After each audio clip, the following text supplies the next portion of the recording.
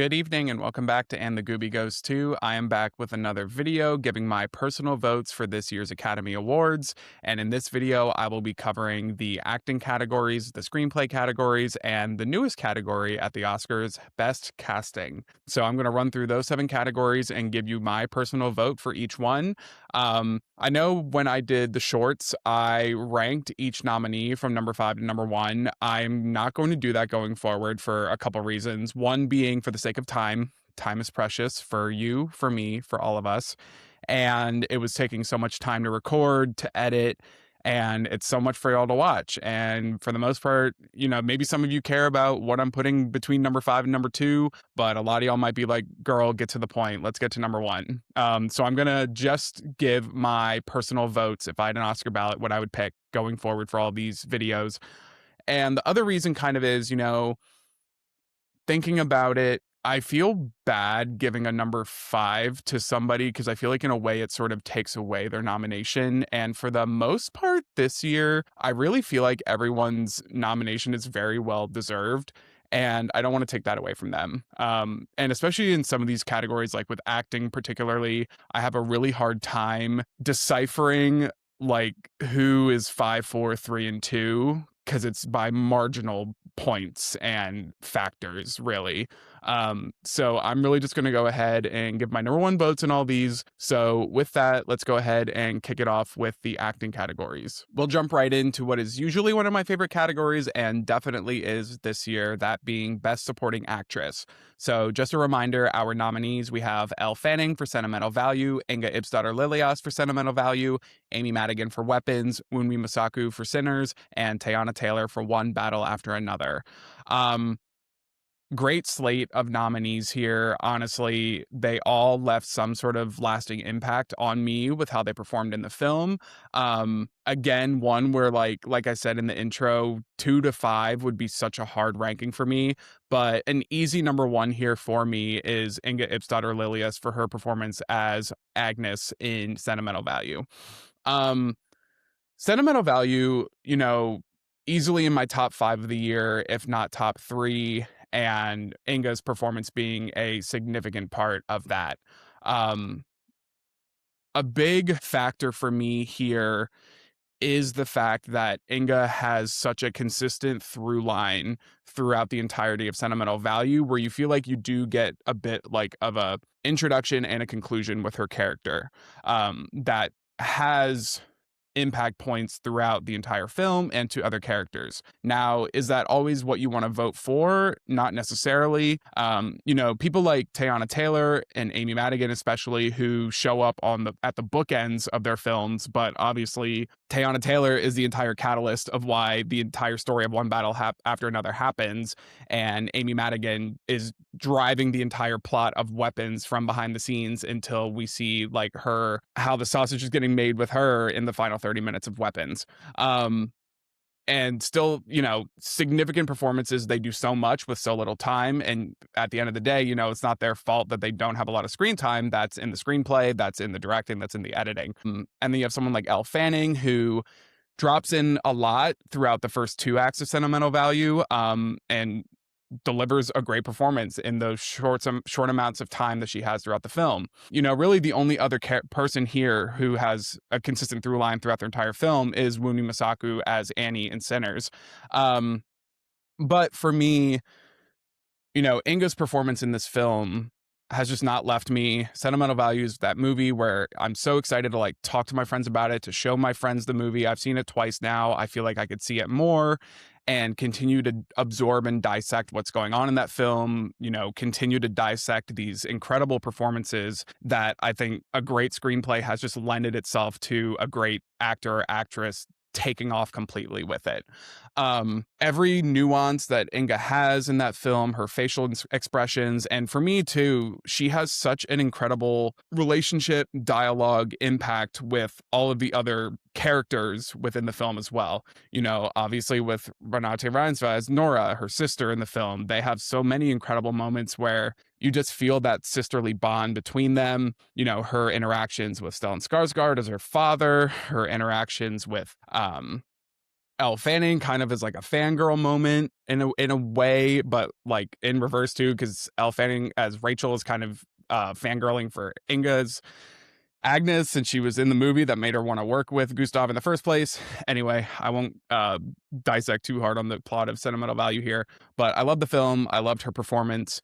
Um, and this one is a bit of an easy choice for me. And that if I had a ballot, I would absolutely be voting for Inga Ibsdottir Lilias for Best Supporting Actress. Next up, let's go through Best Supporting Actor. So the nominees, we've got Benicio del Toro for One Battle After Another, Jacob Elordi for Frankenstein, Delroy Lindo for Sinners, Sean Penn for One Battle After Another, and Stellan Skarsgård for Sentimental Value. This one, I'm kind of torn on my personal pick. At the end of the day, I have to go with Sean Penn just because that if I'm voting on performance merit, like that is not only like the performance of this category, it's one of the performances of the year for me, at least. You know, his portrayal of Colonel Lockjaw is so revolting and horrifying in so many like subtle ways, in the same way that like he does so many outlandish choices in the film too. He has so many subtleties that he does that just make that character so diabolical and despicable,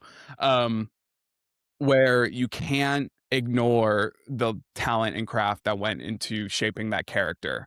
um you know, I have a soft spot for Delroy Lindo here. When I saw Sinners for the first time, I said, you know, if Sinners only manages to get one Oscar nomination, please let it be for him. Um, I thought he was such a crucial piece of that ensemble that brought so much natural levity. And at the end of the day, like, even though, you know, he's a supporting character, he felt like kind of the anchor of that group. And I think that is a testament to his position as an anchor, as an actor within that ensemble of actors. And I thought he did so many incredible things that like took me by surprise. Just, you know, having seen previous work of his and seeing what he could do in this movie, I was absolutely in love with it and was so thrilled that he got nominated. And then Stellan Skarsgård, you know, like I said, in supporting actress, I'm a huge fan of Sentimental Value this year and every performance in that movie. And Stellan's no exception. And I think he toes the line of playing this complicated, multifaceted father, artist, human being, where in the wrong hands could have leaned just too dramatic or too egotistical or like too emotionally abusive. Like he manages to just balance all of those things so well, where at the end of the day you end up like feeling for him and sort of forgiving him even though you don't know if he deserves it or not. And that's just, you know, a huge credit to the acting ability of him. But even so, you know, like Jacob Elordi and Benicio del Toro were both fantastic in their respective films. But at the end of the day, Sean Penn for me would be my vote for Best Supporting Actor. Now on to Best Actress. So the nominees, we've got Jessie Buckley for Hamnet, Kate Hudson for Song Song Blue, Rose Byrne for If I Had Legs I'd Kick You, Renate Reinsve for Sentimental Value, and Emma Stone for Begonia.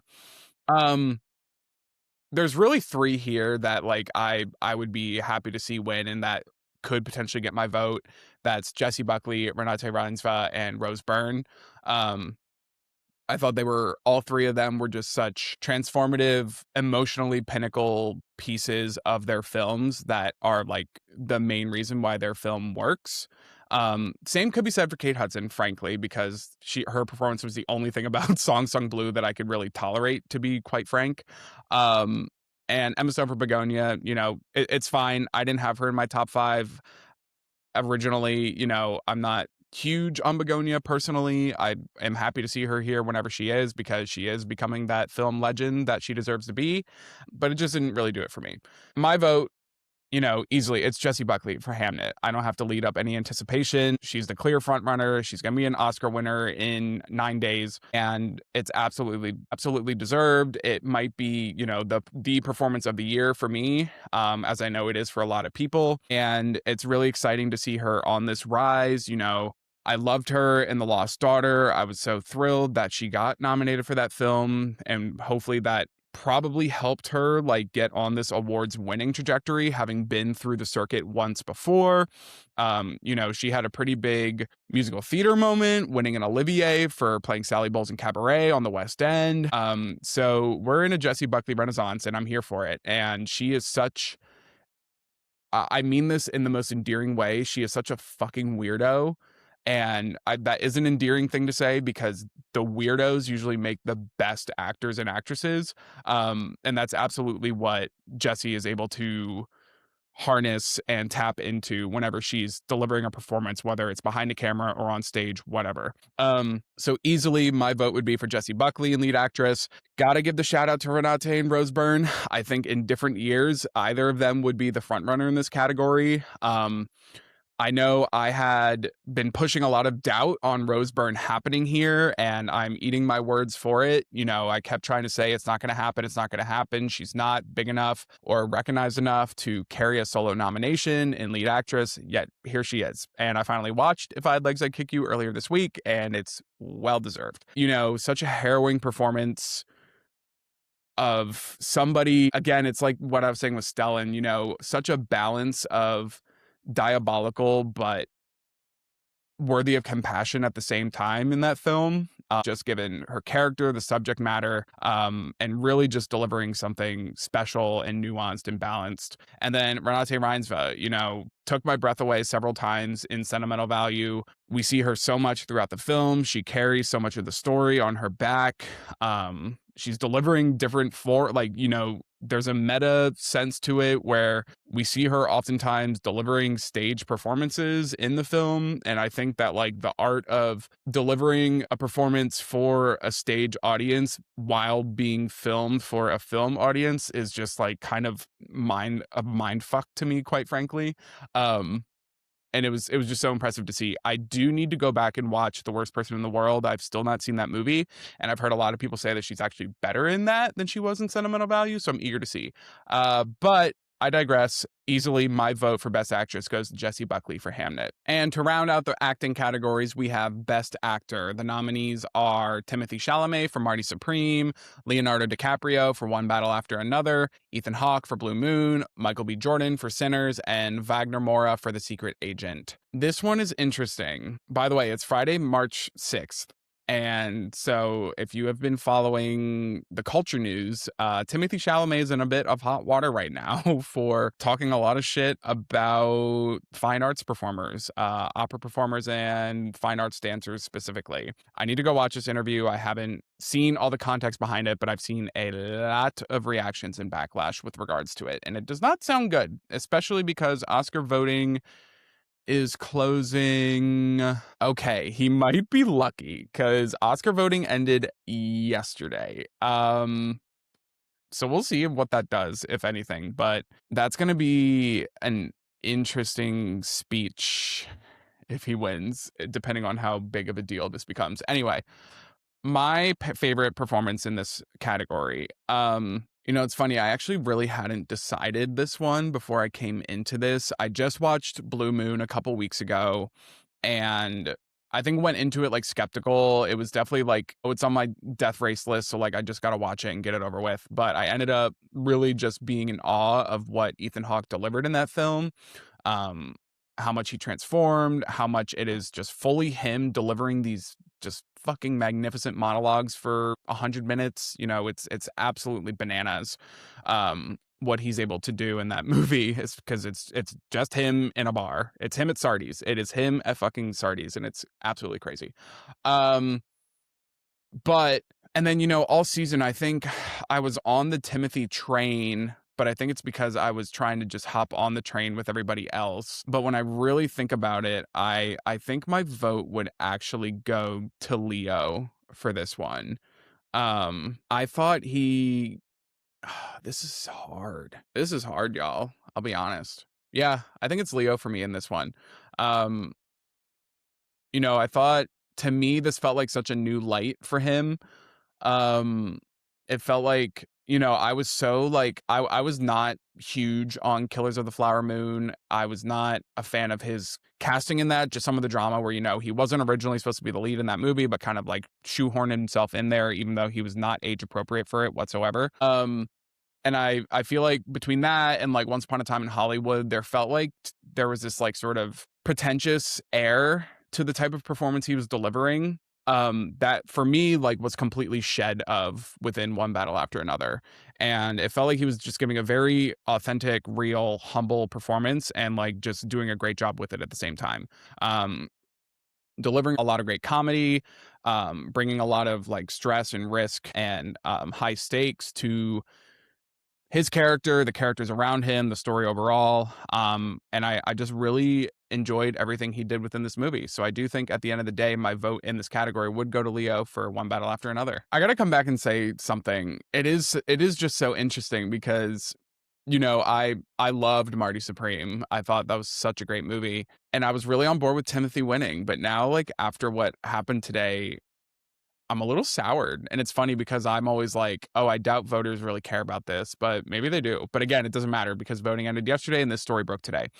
Yeah, it's just so interesting. It's so interesting. I need to leave this alone. We're going to move on. Going into the screenplay category. So we'll start off with best adapted screenplay. So the nominees, we've got Begonia, Frankenstein, Hamnet, One Battle After Another, and Train Dreams. So here's the thing for me with best adapted screenplay. When I'm looking at who my favorite is, I'm not necessarily looking at the best screenplay itself. Because for me, like to me, there's an important difference between original screenplay and adapted screenplay. And for me, like as if I were a voter, what I'm looking for is how well did you adapt this existing piece of media into the film that you've now created? And One Battle After Another here is far and ahead the front runner, but to me, it was inspired loosely by the book Vineland. But there's so much difference between the two that like to me it feels more like an original screenplay than an adapted one. Because it's like a completely different story, different characters, different like themes, all kind of modified to fit what the vision that Paul Thomas Anderson wanted this movie to be. And it's fine. I understand why it's here, but to me it's not like the best adaptation of something because there's so much like original thought that had to come from this becomes like an existential crisis thing, honestly, because it's like, okay, so then what's original? Because it's like they say there are no original thoughts anymore and everything has to be inspired from something, including original screenplays. So like how do you get the difference between adapted screenplay and original screenplay? I don't need to do this whole rant, but anyway, that's kind of where like my mind sits as it comes to this category specifically. So, I think the four other nominees here are like fair adaptations. We obviously have Frankenstein, which is an adaptation of just the epic tale of Frankenstein. We have Train Dreams, which is based off of a novella. Of the same name. We have Begonia, which is adapted from the Korean film Save the Green Planet, and then obviously we have Hamnet, which is adapted directly from the book Hamnet. And so for me, Frankenstein, I wasn't big on. I just watched it this week, finally, and didn't think it was the most successful adaptation of that story. So for me, that's off the list. Train Dreams, I wasn't big on as a film. I need to watch it again because it was way too late in the night when I chose to watch it the first time. But it didn't do too much for me, so I can't say that like I found it to be an incredible adaptation of its source material. Begonia, I think is cool in that we don't often see adapted screenplay nominees here that are like adaptations of other films. It's often from like a written form of media. So I do think it's cool that we have a film adapted screenplay inspiration here. But for me, my vote would definitely be for Hamnet, kind of the most one-to-one in terms of like going from book to screen. But I think the ways in which, Chloe Zhao and Maggie O'Farrell made that work to deliver such a beautiful story for the screen, it was such a success for me. So I know that was like a lot. This is kind of my first time ever talking this out loud. But that's why I have this channel. to do that. And so hopefully you follow along a little bit. But yeah, that's my mindset where just that one-to-one nature, a true kind of like cross path of book to screen and it working so well in addition, um, makes Hamnet the most successful adapted screenplay for me here. So my vote in a best adapted screenplay would be for Hamnet. And then next, best original screenplay. So the nominees, we have Blue Moon, It Was Just an Accident, Marty Supreme, Sentimental Value, and Sinners. So again, kind of like the rant I went on in adapted screenplay, I'm looking at original screenplay and saying, how original is this? Because I, in this category, want to like vote for like the most fucked up mind kind of, or somebody who's like creating such a tight, concise, but like deeply emotional and impactful dialogue with its characters. So, you know, last year I was kind of torn because I was like, do I go with Coralie Farjah for the substance because of just her fucked up brain and what she was able to create? But in reality, that screenplay is like a lot of like directing notes and not that much dialogue itself. Or do I go with Nora, which was just this kind of this epic story of like a failed romance with a Russian oligarch and like the characters and how they were written and like the way they spoke to each other and the way like their characters progressed. It was just incredible to me. So, you know, I had a hard time with that. And that's kind of where I'm at here with this year as well. So I'll say off the bat, I'm frustrated that Blue Moon is here. I wanted Sorry Baby to be here. If Sorry Baby were here, I would say right now, like, that's my vote. Cut the cameras, we're done. But Sorry Baby is not here as the biggest Oscar atrocity of this season.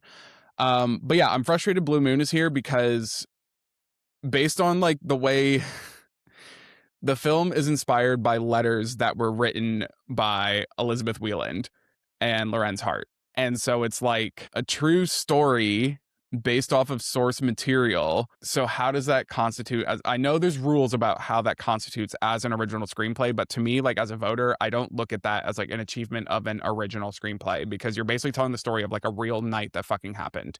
And so we're looking at the other four here.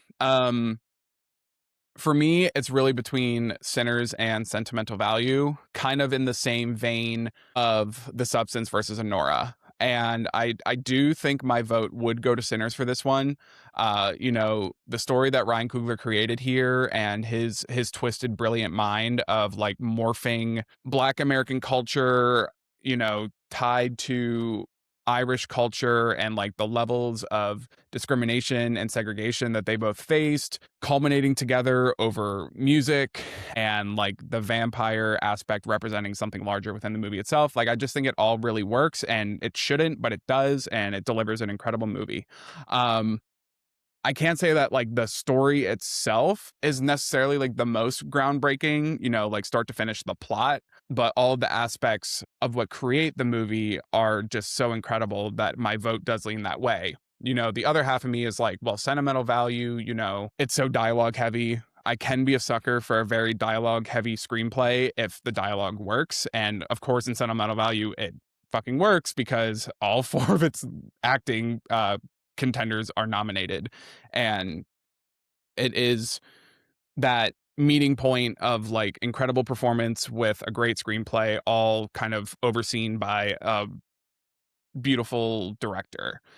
So yeah, that's if I was like going down my ballot on this category, I would kind of be stuck a little bit like, ooh, what do I do here? But at the end of the day, I do have to give the credit to Sinners, just for what that film represents, what it was able to do for the film world, for culture, and just the way it blew me away in a lot of ways. So my vote for Best Original Screenplay would go to Ryan Coogler for Sinners. And finally, let's talk through the newest category at the Academy Awards, Best Casting. So the nominees are Hamnet, Marty Supreme, The Secret Agent, Sinners, and One Battle After Another. So this category, it's for casting directors, and so I really hope voters are thinking about that. I don't think they are. I'm worried this is going to become like a equivalent to like the Actor Award Ensemble Award, which is just frustrating because like they added this category to represent an underrepresented group of artists, the casting directors, to the Academy Awards, and it's usually probably not going to be fair and voted for correctly.